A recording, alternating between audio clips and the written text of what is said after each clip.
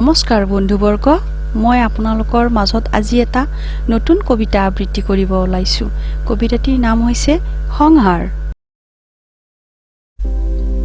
হিন্দু, মুছলিম, খ্ৰীষ্টান ভাতৃত্বৰ মাজত তাহানিৰে পৰা লাগি আছে যুঁজ। আজিৰ শিক্ষিত চাম যেন বেছিহে অবুজ।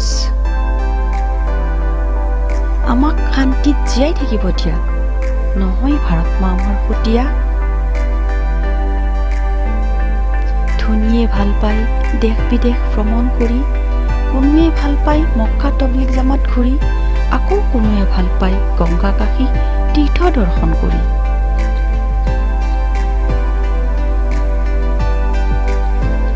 খাদ্যৰ তালিকাত আছে চাৰিঠেঙীয়া জন্তু, কোনোৱে গৰু, কোনোৱে ছাগলী, কোনোৱে গাহৰি, সকলোৱে কৰে ভক্ষণ। বিহুত চাহ পিঠা পনা খাই তামোল পাণ, ঈদতো সেই একেই জলপান। তথাপি সমাজত ভেদভাৱ কিয় ইমান? মানুহে মানুহক কৰিছে শোষণ, কৰিছে অপমান। সকলোৰে শৰীৰ একে, মাটিৰ মানুহ মিলি যাম মাটিতে।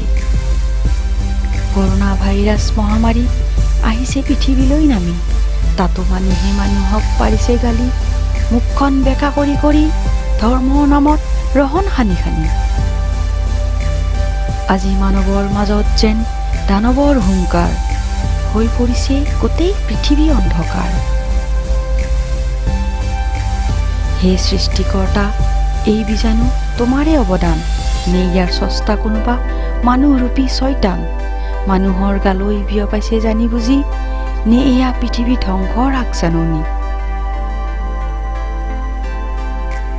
ধন্যবাদ।